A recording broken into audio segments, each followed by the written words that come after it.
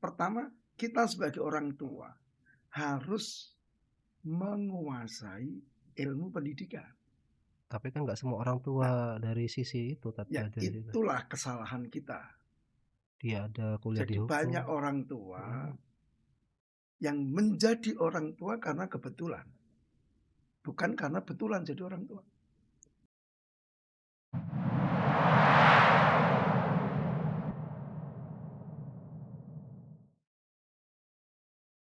Assalamualaikum warahmatullahi wabarakatuh. Kembali dengan saya Yudo di studio Bisantri, bincang santai pesantren kita.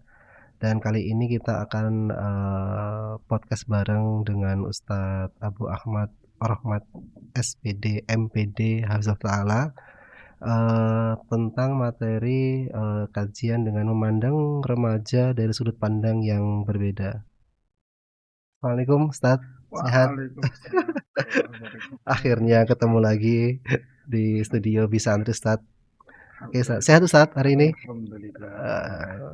Beliau ini sibuk sekali pemirsa, dari luar kota, dari kelas ke kelas, dari event ke event, dari podcast ke podcast. Akhirnya alhamdulillah kita di sini dapat jadwal beliau, di sela-sela waktunya beliau disempatkan. Alhamdulillah. Oke Ustadz, di sini kita akan membahas tentang remaja Ustadz, Nah, remaja, remaja dari sudut pandang berbeda gitu kan. Eh, dari sudut pandang mana Tat? Sebenarnya Tat? Remaja itu gimana Tat? Yang anak tahu itu remaja itu kan peralihan atau masa pertumbuhan dari anak-anak ke dewasa seperti itu. nah, ya, Bismillah. Alhamdulillah wassalatu wassalamu ala Rasulillah wa ala alihi wa ashabihi man tabi'ahum bi ihsanin ila yaumil qiyamah. Amma ba'd. Ya Bunda yang saya muliakan ya.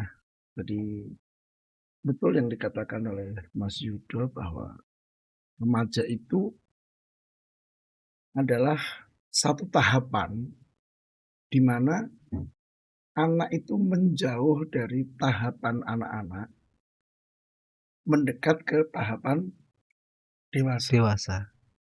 Nah ini adalah satu tahapan yang sangat-sangat mengkhawatirkan karena tidak banyak yang bisa melalui tahapan ini dengan baik. Baik.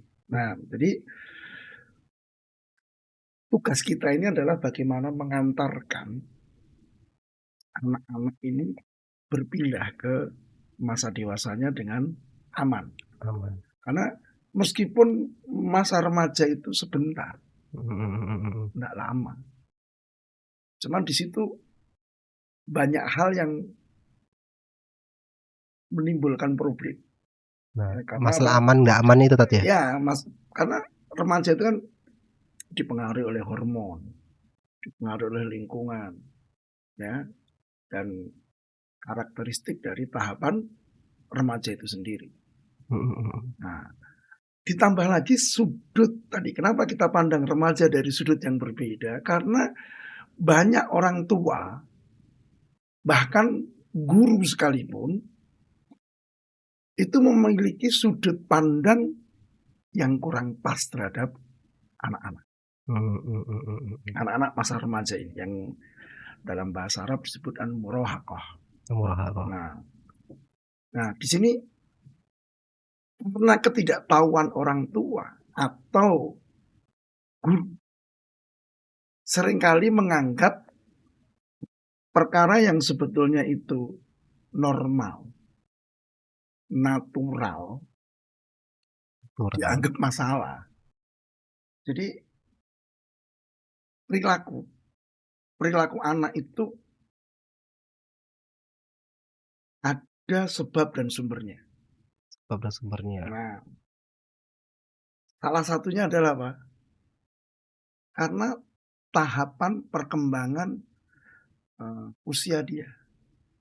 Jadi ada karakter-karakter khusus yang memang itu muncul pada anak-anak kita. Sehingga kalau kita tidak paham, itu akan dianggap, oh ini perilaku negatif.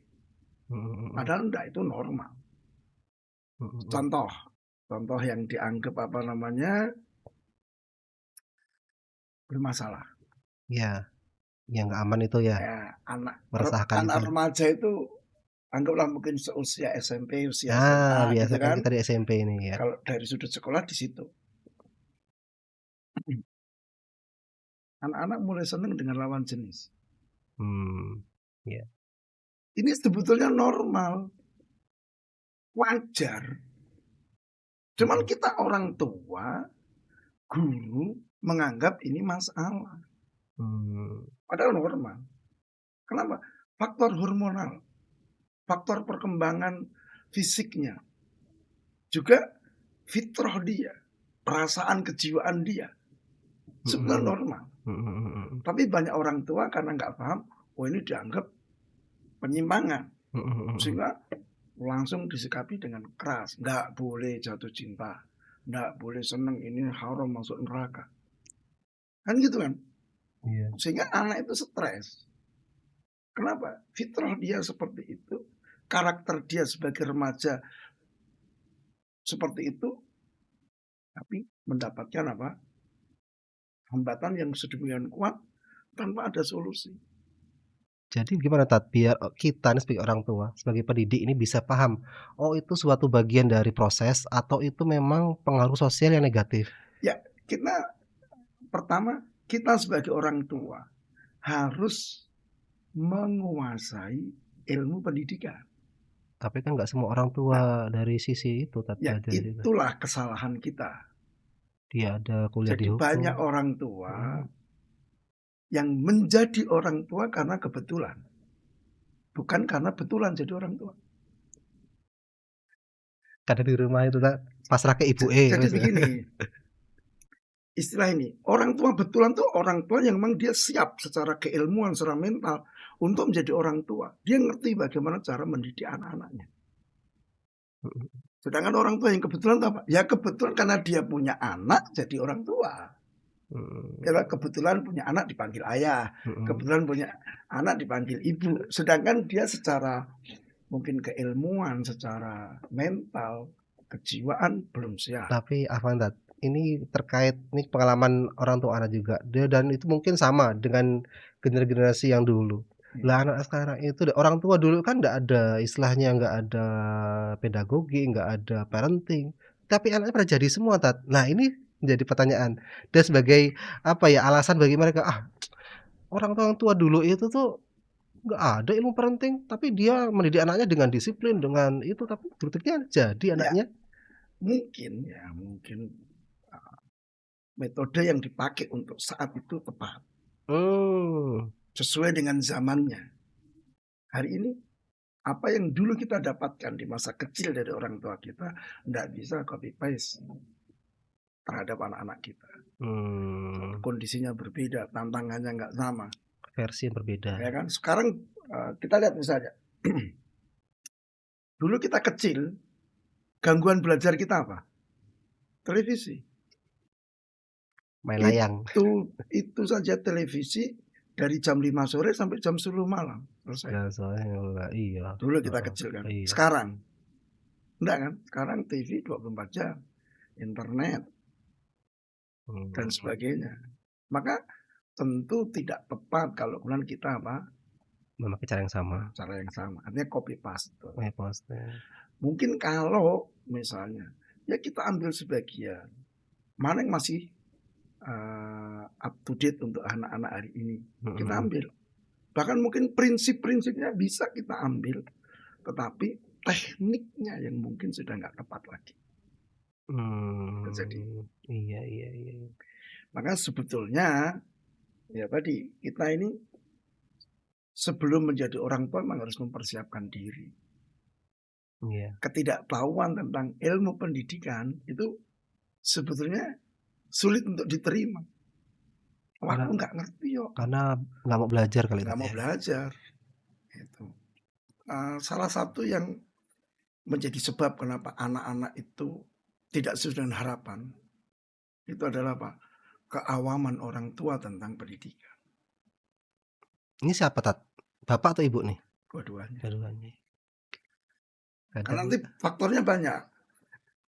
Itu keawaman. Atau yang kedua adalah apa? Tidak adanya kesepakatan antara ayah dan ibu dalam mendidik. Kesepakatan. Ya, satunya pengen ke pondok, satunya ke SMA umum. Ya, itu dari sisi apa? Tujuan. Dari sisi metode, bapaknya pengen tegas, ibunya kasihan. Ayo subuh bangun, jangan. Iya masih kecil. Nggak kompak. Nggak kompak. Jangan dibangunkan. Kalau bangun aku nggak bisa nyuci, nggak bisa masak loh. Sehingga akhirnya Pak anak terbiasa dengan bangun siang. Terus kemudian ketika SMP susah bangun subuh, siapa yang mau disalahkan? Anak juga sebenarnya. Ini banyak sebab nanti ya. Yang nanti kembalinya kepada orang tua. Berarti terkait komunikasi berarti ini tadi ya? Bukan hanya komunikasi, tapi banyak sudut. Ya, jadi Ibnu Qayyim rahimahullah ta'ala yang di mulut itu menyebutkan mayoritas kerusakan anak, mayoritas ya, itu disebabkan dari sudut kedua orang tuanya. Satu, dia melalaikan anaknya. Orang tua tidak mendidik. Ya yang penting kebutuhan materi dia penuhi. Makan, minum, tempat tinggal, uang jajan gitu kan. Tapi pendidikannya enggak. Atau sebab kedua adalah orang tua keliru dalam mendidik. Keliru dalam mendidik. Dia semangat untuk mendidik anaknya, perhatian. Tapi cara mendidiknya keliru. Misalnya, sibuk dengan orientasi dunia. Lupa untuk menanamkan agama. Semangat mereka tinggi dalam pendidikan, tapi kan keliru jalannya. Nah, ini juga disampaikan oleh Imam Ghazali dan ulama yang lainnya tentang masalah ini. Maka kembalinya adalah tadi ketidaktahuan pendidikan. Betul. Tapi kadang itu kok misalnya di tengah masyarakat tadi yang Anda tahu itu dari teman-teman juga nih biasanya kok misal ayah tuh cuma nyari duit. Kalau usah soal anak tuh mboe. Padahal Allah Ta'ala itu menyatakan apa? Ya ladzina amanu qu anfusakum wa ahlikum nar. Iya. Wahai orang beriman, selamatkan dirimu, selamatkan keluargamu dari api neraka. Ini siapa? Ya itu Bapak. Hitopnya kepada ayah atau kepada ibu? Bapak, orang tua. Iya, abinya sebagai pemimpin rumah tangganya. Iya. Dia bertanggung jawab atas pendidikan anak-anaknya. Iya. Mungkin teknisnya bisalah ke ibu. Teknis, tapi penanggung jawab adalah orang tua, ayahnya. Walaupun kasusnya itu orang tuanya kerja di luar kota gitu, tapi dia bisa ya, itu. Apalagi hari ini, nggak ada alasan keluar kota itu. Teknologi membantu sekali. Apakah dengan video call ataukah dengan yang lain, itu nggak ada alasan lagi. Beda kalau zaman dulu betul-betul terputus kan, nggak ada komunikasi. Hari ini masih banyak sarana yang bisa dipakai untuk pendidikan. Nah, maka yuk orang tua, kalau kita merasa anak kita itu buah hati kita, jantung hati kita, belahan jiwa kita, yuk serius. Belajarlah untuk jadi orang tua yang bertanggung jawab. Jadi orang itu banyak beralasan. Aku kerja itu kan demi anak. Ya, betul. Ya. Sampai aku begini kan demi anakku. Tapi itu mayoritas tidak benar. Maksudnya nggak benar? Maksudnya ya dia sebenarnya kerja untuk dirinya sendiri. Bukan untuk anaknya. Tapi hasilnya kan buat keluarga dia juga, Tat. Anak itu sekali lagi tidak hanya butuh materi. Oh iya, betul. Kejiwaannya, perasaannya, waktunya ya. Waktu luangnya dibutuhkan. Berapa banyak anak itu menyimpang karena dia butuh kasih sayang. Dia tidak dapatkan dari orang tuanya. Sehingga dia cari di luar. Dari eyangnya kali ya? Enggak sekedar itu. Ya misalnya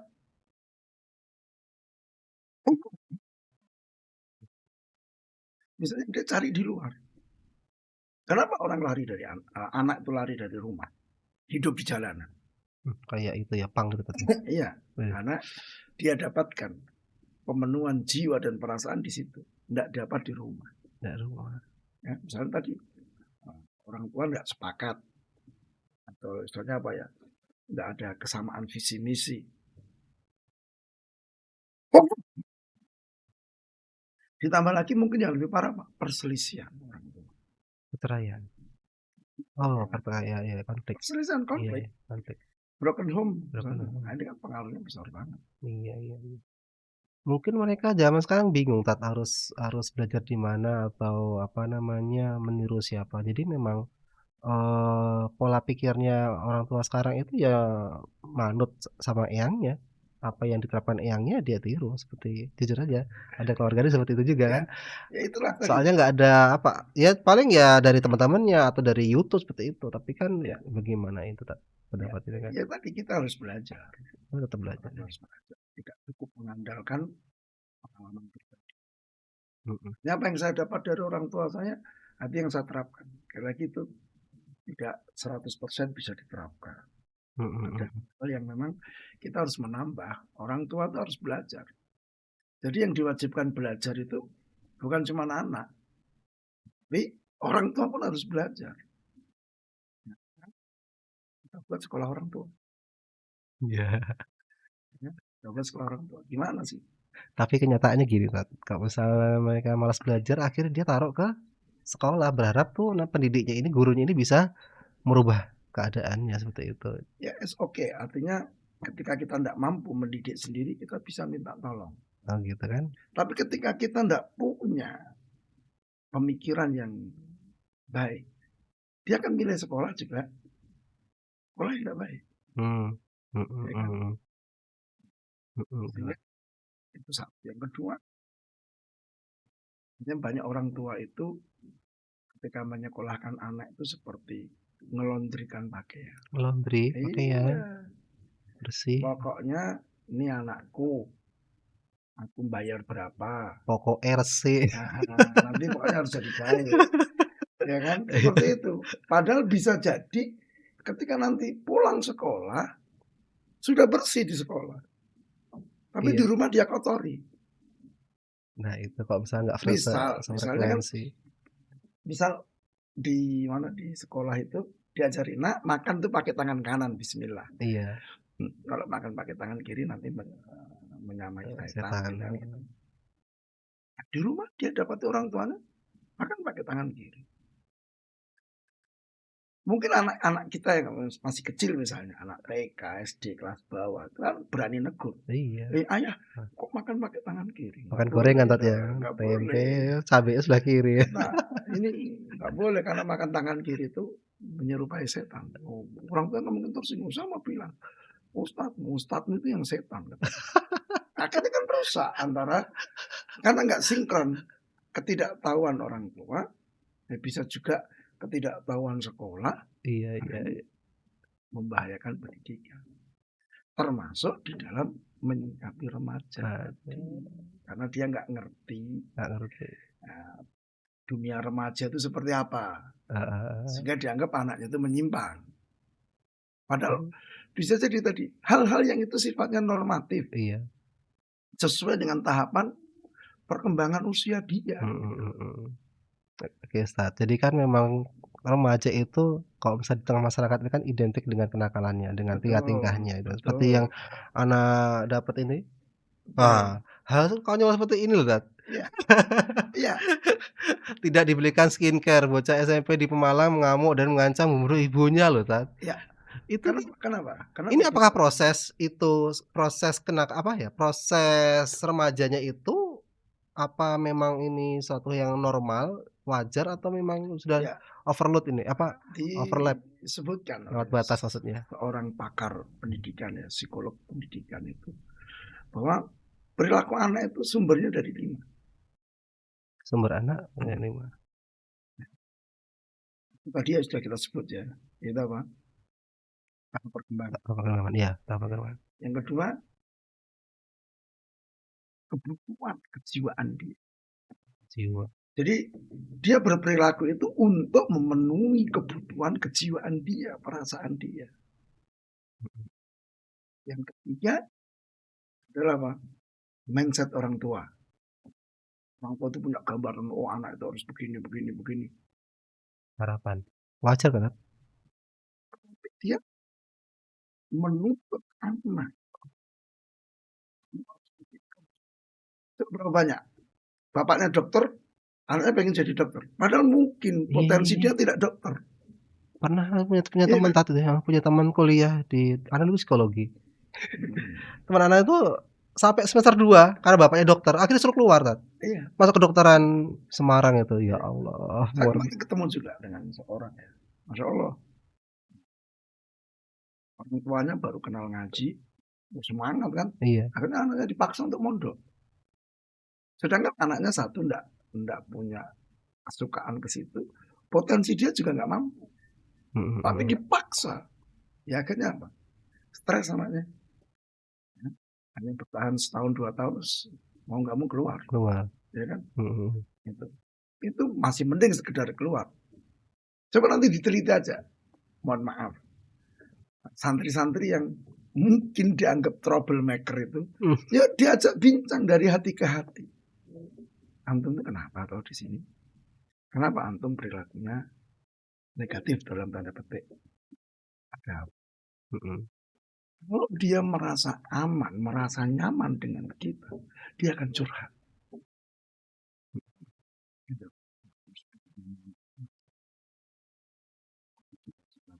Jadi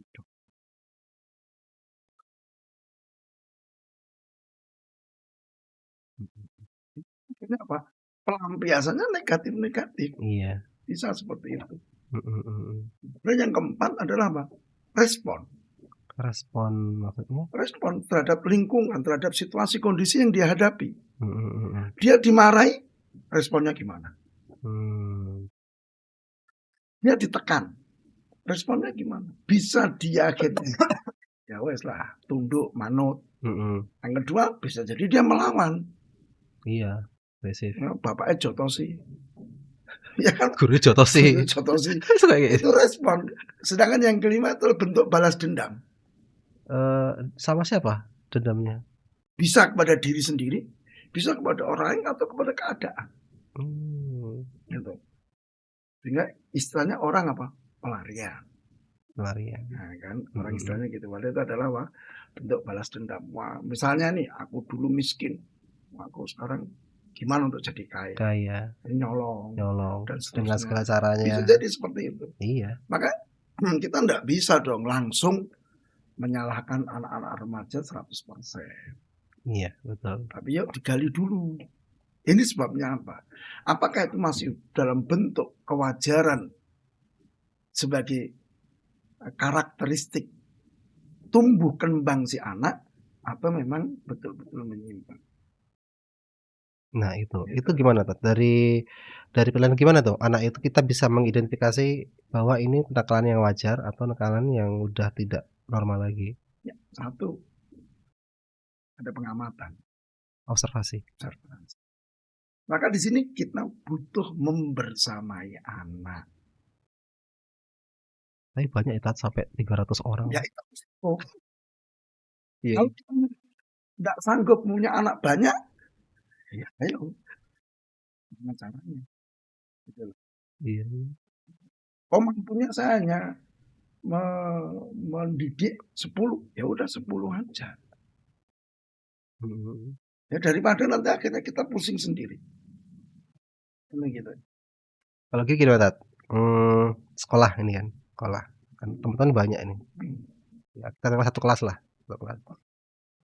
Orang anak ini baik, anak baik, rajin, tekun, walaupun tidak begitu pintar tapi dia tekun.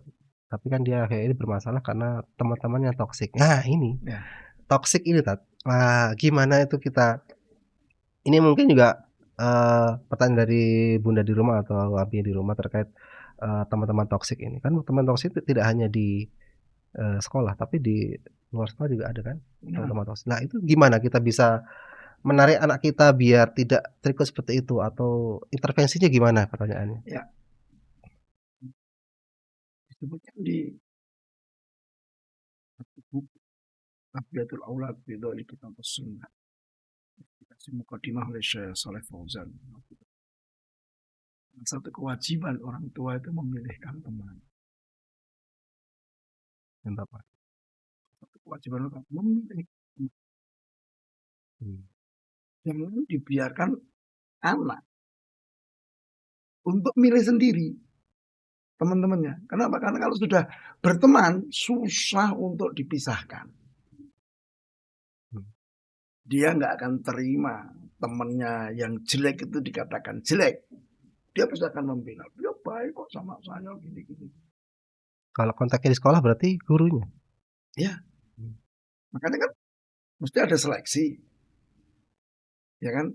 Ada seleksi masuk. Itu bukan seleksi akademis doang. Paham. Jadi sekolah-sekolah yang sudah maju, pesantren-pesantren yang sudah maju, ada yang mereka menyewa jasa psikolog untuk mendeteksi, oh ini punya potensi Toxic. toksik, oh ini punya potensi LGBT, ini punya potensi mencuri, ini punya potensi gini-gini. Oh gitu ya. Sehingga ini menjadi pijakan. Ini diterima atau enggak? Kalau diterima kita nanti sanggup enggak untuk mengawal. Jadi tidak asal, oh yang penting muridnya banyak. Habis itu ambiar gitu. Gitu. Betul. Nah ini kan amanah. Iya, betul. Amanah. Iya. Amanah diberikan kepada kita. Ya, bagaimana kita nanti akan mempertanggungjawabkan di hadapan Allah. Kalau di hadapan orang tuanya saja kita tidak mampu. Nggak mau, nggak pleguk. Waduh. Ya kan? Nah, mereka bayar loh ke kita ini. Kalau kita Lah iya, kita tidak memberikan layanan yang prima. Yang prima ya sudah nanti gimana? Kan banyak orang tua kali itu protes. Dulu anakku apik loh Pak. Anaknya tuh baik. Kok begitu masuk sekolah atau masuk pondok kok jadinya begini? Nanti biasanya akan saling lempar. Iya. Misalnya ada salah, di pondok 24 jam. Iya, Pulang pasrah kayak wes. Pulang hanya sekian hari saja. Pengaruh di rumah, macam-macam lah. Maka yuk harus ada sinergi antara orang tua dengan pihak sekolah, dengan lembaga pendidikan. Ini anak saya gimana dan seterusnya. Harus begitu. Dipahami. Kali kita kembali ke topik kita di remaja ya. Ya, kita ini seringnya orang dewasa itu suudzon kepada para remaja. Ya, mungkin modelnya apa? Oh kalau aku disuudzoni ya tak lawan. Ada yang kedua apa? Ya karena aku sudah tertuduh, ya wes sekalian aja aku nakal. Responnya tuh macam-macam. Macam responnya ya. Kan? Gitu. Karena memang nanti itu mereka tidak berani melawan langsung ke orang tua. Ya. Juga misalnya karena ketidaktahuan tentang dunia remaja, orang tua kaget. Dulu anakku waktu SD itu manutan loh. SD dulu masih kecil. Kok sekarang mondok SMP kok ngeyelan? Iya. Setelah diperintah bantah ini itu. Padahal itu tidak bantah. Memang karakteristik remaja itu apa? Dia harus mendapatkan alasan untuk mengerjakan sesuatu atau untuk meninggalkan sesuatu. Tidak bisa model pokoknya. Butuh alasan yang logis, iya, yang bisa terima. Iya. Tidak bisa, pokoknya kamu harus begini, pokoknya kamu nggak boleh begini. Tidak jalan anak remaja. Tapi kadang kita dalam bernegosiasi, berkomunikasi dengan anak itu kalah pinter. Nah ini sebetulnya kita malah kita yang terpojok jadinya kan. Jadi akhirnya keluar pokoknya akhirnya. Kita ini harus siap. Jadi orang tua, pendidik satu, dia harus ngerti pendidikan Islam itu seperti apa. Prinsipnya, metodenya, seperti apa. Jadi bagaimana cara berdiskusi. Lihat, ketika ada seorang pemuda, Rasulullah izinkan saya untuk berzina. Ini sahabat yang lain kan ngamuk. Sama dengan kita hari ini kalau misalnya ada murid kita itu, saat aku tak ke sana ya, mau berzina ini. wah ini Boleh, gila ini. Tapi geger. sama Rasul apa? Ta'al, sini duduk deket sini, maju. Duduk sampai Rasul dipegang tangannya. Diajak bicara, Persuasif, ya. diajak berpikir. Karena dia punya syubhat, Mhm. ya kan? Nah, ketika anak punya penyimpangan pemikiran, ini nggak boleh dikerasi. Kalau dikerasi makin kokoh dia nancep. Subhat itu ya. Tapi harus dicabut kan. Mhm. Nah, cara nyabutnya gimana? Nah, gimana? Diskusi, dialog. Rasul katakan apa? Gimana kalau ada orang menzinai ibumu? Enggak lewat lah ibuku begini. Orang lain pun juga nggak suka. Ibunya kamu zinai. Gimana kalau ada orang mau menzinai anak perempuan? Wah, orang lain pun juga begitu. Saudara perempuanmu, bibimu, terbuka pikirannya. Sehingga akhirnya pemuda itu, ya sudah ya Rasul, nggak ada lagi keinginan untuk berzina. Didoakan kemudian oleh Rasul SAW. Dan diskusi yang hangat, tanpa emosi. Dipegang tangannya. Selesai didoakan. Dan nggak ada ngomong di belakang. Ya kan? Ada juga seorang datang, ya Rasulullah, ini gimana ini? Istriku ini mesti berselingkuh ini. Nah, kenapa? Aku putih. Istriku putih. Anakku hitam. Mana ini? Ayo. Cek DNA. Ya, dulu kan nggak ada. Oh, udah ada. Zaman Rasul. Oh, iya, zaman Rasul. Maka Rasul pun menggunakan dialog yang Masya Allah. Yang menggunakan apa namanya kias. Kamu punya onta? Punya onta. Warnanya apa? Coklat. Ada yang abu-abu nggak? Ada ya Rasulullah. Lo kok bisa? Ontamu coklat-coklat ada yang abu-abu. Oh, ini mungkin keturunan. Mungkin ada nenek moyang dari onta-ontaku itu yang warnanya abu-abu. Demikian pula anak. Bisa jadi kamu putih, dirimu putih, tapi dari garis genetikamu ada yang berwarna hitam. Saya terima. Nah, ini kan butuh ilmu untuk dialog itu. Iya, makanya tadi ini kok soal komunikasi itu kadang kita tuh kalah pinter sama. Maka tadi ya saya katakan ya, ada hal pokok. Satu, harus ngerti pendidikan Islam itu apa. Yang kedua, harus paham tahap perkembangan. Sehingga supaya kita ngerti karakter-karakter anak itu bagaimana. Karena kalau kita mengerti tahap perkembangan anak, akan mudah kita untuk mengarahkan. Menumbuh kembangkan anak ke arah yang positif. Mengembangkan fitrah dia sebagai seorang mukmin. Iya, betul. Yang ketiga, ini penting, komunikasi yang efektif. Komunikasi yang efektif. Ya. Iya. Yang sering kita istilahkan dengan apa? Komunikasi pendidikan. Macam-macam. Komunikasi dengan anak kecil gimana? Komunikasi dengan anak SD gimana? Komunikasi dengan anak SMP, SMA, mahasiswa. Beda-beda itu. Iya. Bagaimana kita berdialog? Bagaimana kita berdiskusi?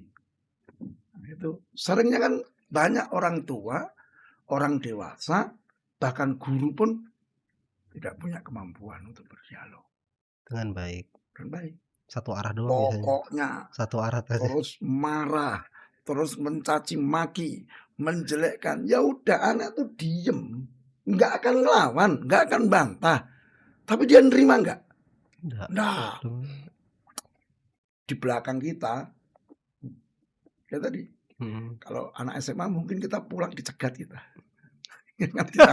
Ya, seperti itu, mungkin ditanam guru dikeroyok 3 siswa di dalam kelas, lainnya hanya menonton saja. Tidak bisa komunikasi. Nah, segala hal nanti kembali ke tiga ini. Gimana dalam Islam? Mana kita memahami tahap anak kita ini remaja. Tahapannya di mana? Gimana cara berkomunikasi dengan mereka? Gitu kan? Nah, ini yang kadang kurang di kita. Misalnya, anak-anak remaja itu kurang tertib, kurang ini, kurang disiplin. Ya itulah karakteristik anak remaja itu cenderungnya bebas, susah untuk disiplin. Lah, kalau misalkan bolosan gitu, tat gimana? Termasuk karakter juga? Iya. Sebenarnya dia bosen. Nah, ketika dia bolosan, yuk digali, jangan nyalahkan. Pernah ngobrol dengan sebagian anak-anak tuh gitu. Kenapa kamu bolosan? Jalan orasi kok. Mhm. Bosen nih, Mhm. gurune membosankan. Bahasa mereka pelajarannya garing. Garing. Ya kan? Nah, aku ngapain duduk di situ? Yang penting aku aktivitas lain yang menyenangkan jiwaku. Nah, ini berarti salah sopo kalau model seperti ini. Iya, Ya kan? betul. Nah, cuman kebanyakan pendidik itu apa? Pokoknya kamu nggak masuk berarti salah. Iya, betul. Maka itu seperti halnya seorang dokter datang pasien dalam kondisi demam.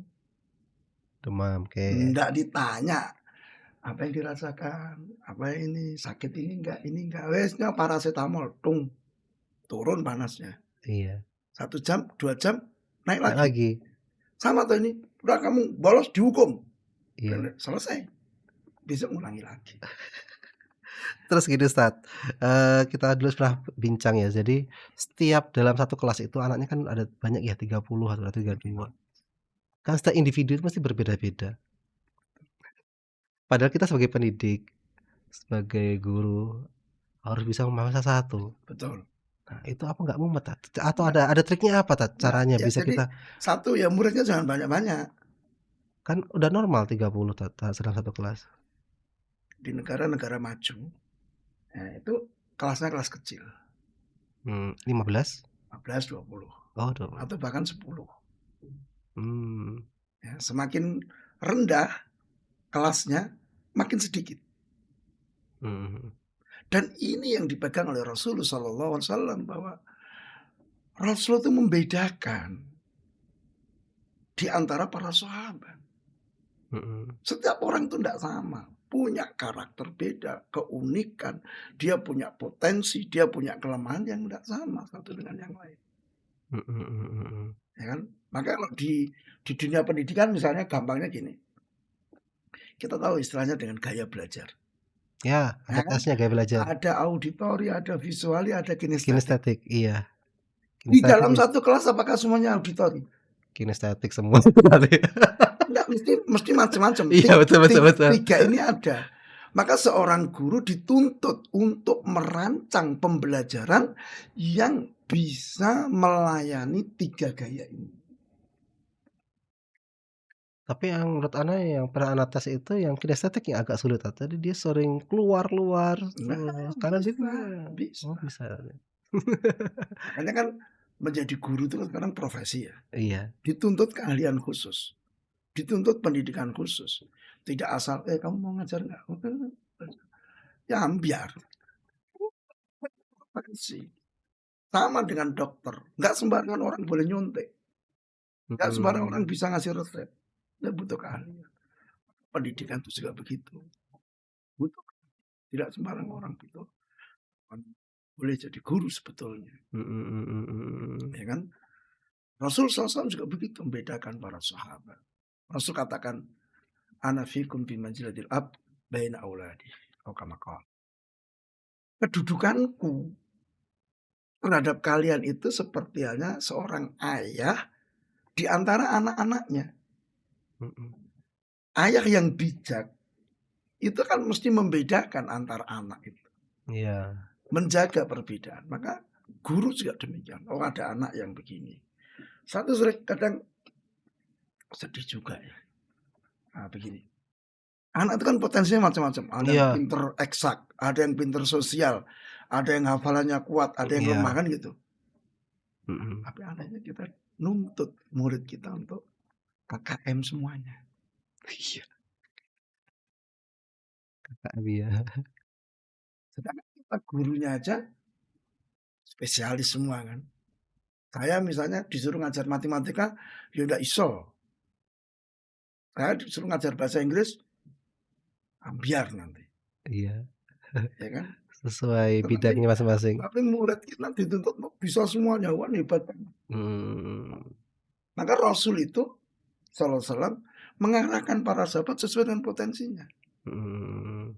Gitu. Iya. Tidak semuanya harus sama. Maka lihat ketika kita mendengar nama Ibnu Abbas. Ya dia ulama kantoran kita. Kalau kita mendengar nama sahabat Al-Khalid Ibn Walid, apa dia? Oh, panglima Perang. perang. Ya kan? Mendengar nama Abdurrahman bin Auf, seorang Wah, pedagang. pedagang yang sukses. Ya kan? Nah, itu menunjukkan bahwa masing-masing anak punya potensi yang berbeda. Iya, tapi Maka kesalahan pendidikan itu adalah menyamakan mereka. Ya, sampai ada anekdot, anekdot, guyon-guyon gitu. Iya, ya anekdot. Ya. Jadi monyet itu kan keahlian dia apa? Memanjat. Iya, disuruh berenang. Disuruh berenang. Disuruh terbang. Akhirnya karena dia sibuk belajar yang bukan potensinya, kemampuan aslinya hilang. Dia belajar terbang, jatuh, belajar terbang. Patah-patah tulangnya sehingga nggak bisa naik lagi kan. Mungkin seperti itu. Maka ya kita kenali anak-anak kita. Jadi pengenalan pada anak ini satu kunci untuk kesuksesan pendidikan kita. Ya itu kembali lagi kita dengan ambisi orang tua yang pengen anak seperti itu juga. Salah satu poin kan mindset orang tua. Iya. Dia terlalu paksakan. Gambaran anak itu harus begini harus. Ya artinya nanti dalam dunia pendidikan ada hal-hal yang memang semua anak harus punya. Hanya dasar-dasar agama, dasar-dasar akidah, semua anak harus. Pondasinya, apapun keunggulan dia harus ngerti akidah yang benar, harus bisa ibadah yang baik, punya akhlak mulia, harus ini. Siapapun dia, laki, perempuan, sama. Tapi pengembangannya ini beda. Jadi dokter boleh, jadi insinyur boleh, gitu kan. Iya. Nah ini kadang-kadang kita kan memandang remaja itu nyelan, kemudian susah diatur, dan sebagainya. Padahal mungkin normatif. Karena apalagi itu kok misalnya usia remaja itu mereka lebih suka mendengar apa yang dikatakan temannya ya, Tat, daripada orang tua. Ya, satu hal ya. Anak itu butuh keamanan dan kenyamanan. Berarti dia nyaman dengan temannya daripada sama kita. Aman. Aman, nyaman. Padahal dari kecil sama kita, Tatayo. Dia kalau ngobrol dengan temannya itu kan nggak ada sekat. Satu frekuensi. Oh, satu frekuensi. Oke. Yang kedua, dia aman. Karena apa? Temennya kan nggak bisa ngancam. Salah cerita dipukuli sama temennya kan enggak. Beda kalau misalnya dia ngobrol dengan orang tuanya. Maka dia akan lihat dulu kondisinya. Bapakku diajak ngobrol asik enggak toh? Membosankan. Diajak ngobrol membosankan. Satu arah. Malah dimarahin terus. Ya kan? Pokoknya. Iya. Yang kedua, nanti kalau aku cerita bisa marah. Saya dukung. Jadi artinya kita harus menyamakan frekuensi dengan temannya. Betul, kita menyamakan. Maka ketika anak-anak remaja, kita ada pendapat bahwa posisikan dirimu sebagai teman. Posisikan dirimu sebagai teman bagi anakmu. Tapi gimana wibawa kita sebagai bisa. Jangan khawatir, ya kan?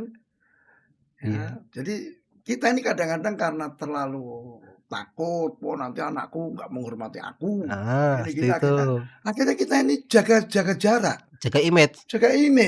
Terus akhirnya apa? Komunikasi kita macet. Iya sih kalau ketika anak sudah nggak nyaman komunikasi dengan kita, nasihat kita masuk enggak? Arahan kita diterima enggak? Enggak juga. Perintah kita diterima enggak? Enggak. Lewat. Makanya butuh PDKT.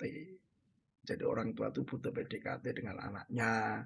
Nanti ketika main bareng dengan anak, ngopi bareng dengan anak, ternyata ya klasik juga ya, ngobrol. Kemudian kita ngasih jaminan bahwa kita ini ketika diskusi, ketika sharing, tidak ada marah-marah, tidak ada hukum-hukum. Silakan aja.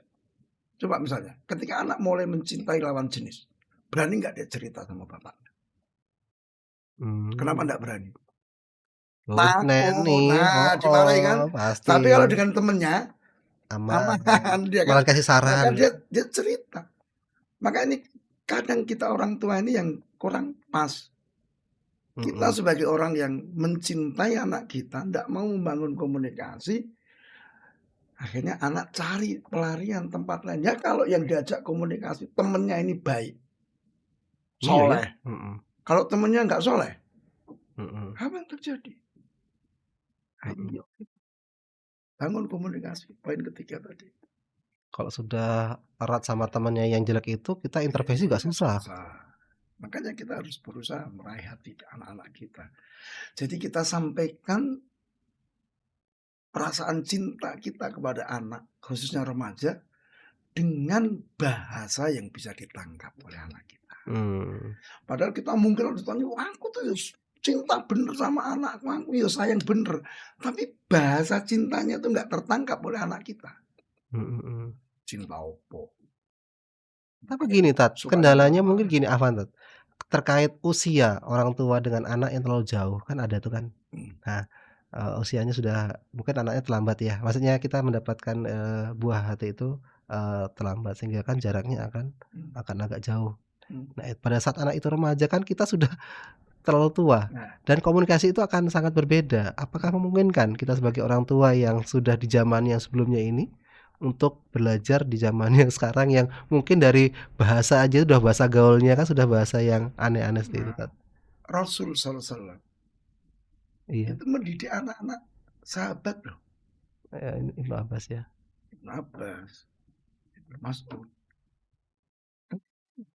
Mhm, Usama bin Zaid. mhm. Rasul meninggal Usama baru 17 tahun. Bisa, Pak? Iya, Nggak bisa. Berarti tinggal kitanya aja. Ya, kenapa kita pesimis nggak bisa? Karena kita nggak mau belajar. iya, Yuk, baca, baca, baca. Pelajari hadis-hadis Rasul SAW, ayat-ayat Al-Quran. Nah, itu banyak banget. Ya, jadi, kita bersyukur kepada Allah Ta'ala. Ya, kemudian kepada para ulama yang telah menjelaskan. Ada buku-buku ditulis tentang masalah teknik komunikasi. teknik komunikasi. Dari hadis-hadis Rasul. Mhm, mhm, Misal, Rasulullah ketika ingin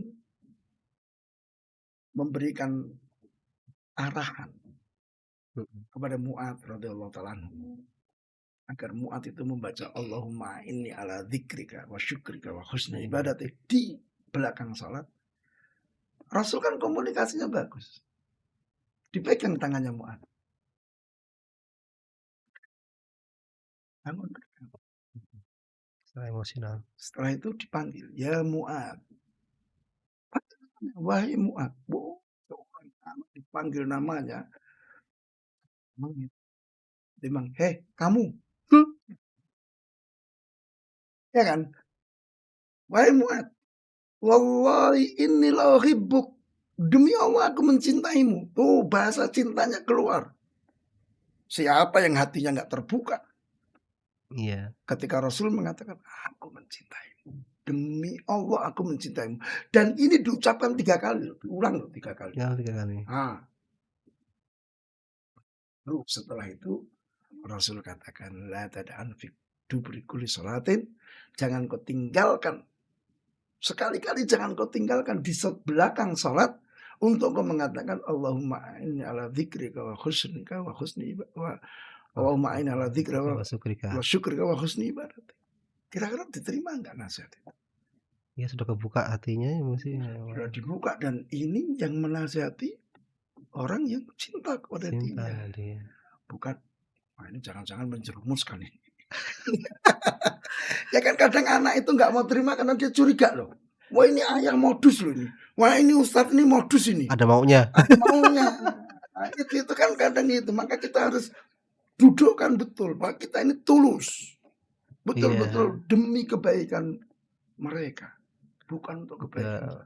berarti komunikasi itu dibentuk dari interaksi kita sehari Tat ya. Betul. Nah, Tidak kalau hanya sebulan sekali, seminggu sekali nah, gitu. makanya di dalam dunia pendidikan Iya, itu ada namanya muayasatut tarbiyah.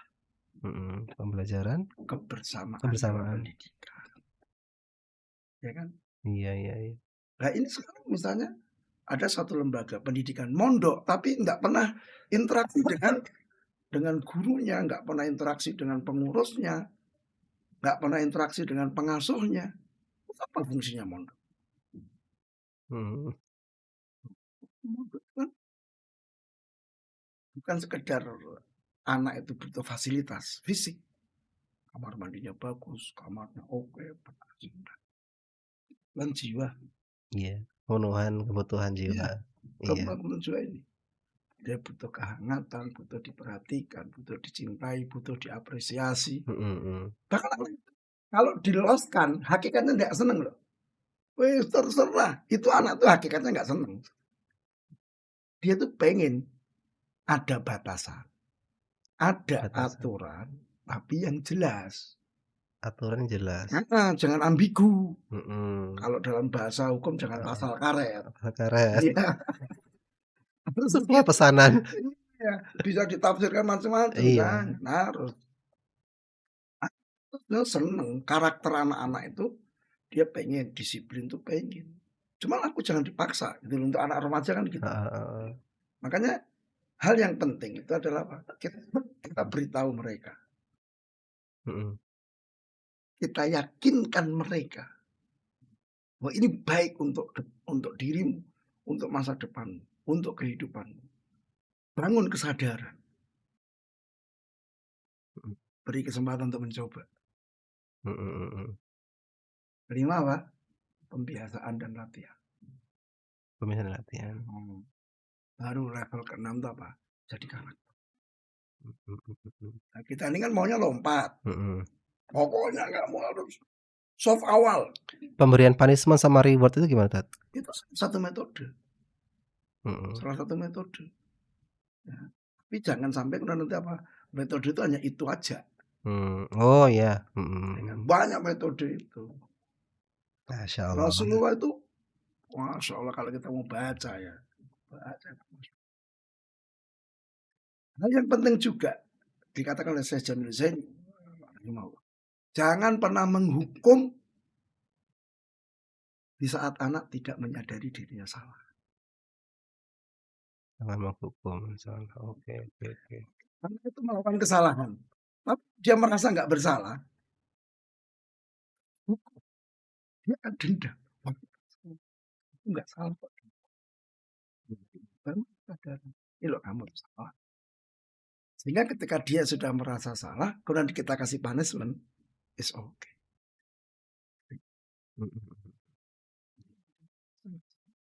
Dan ini di luar remaja